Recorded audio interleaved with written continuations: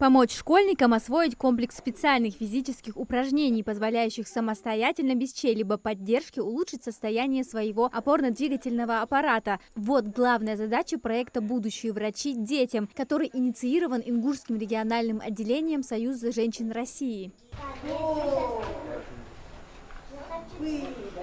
Результаты проекта говорят сами за себя. Всего за месяц регулярных занятий показатели опорно-двигательной системы школьников улучшились в среднем на 20%. Такие физкульт-минутки дают быстрый эффект. Волонтерами проекта стали студентки медицинского факультета Ингушского государственного университета. В течение месяца они проводили в одной из школ республики специальные занятия. По словам одной из участниц, для будущих врачей это бесценный профессиональный опыт, а для детей веселая и полезная игра.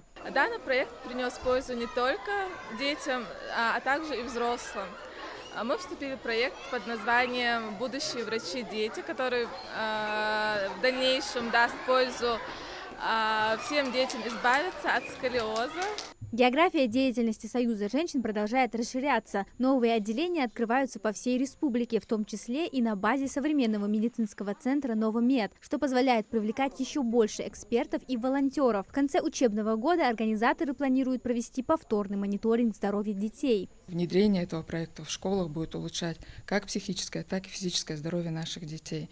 И вот благодаря Союзу женщин России эта программа внедряется у нас в республике, и на базе своего центра мы создали женсовет, и у нас в этот женсовет входят в основном молодые специалисты.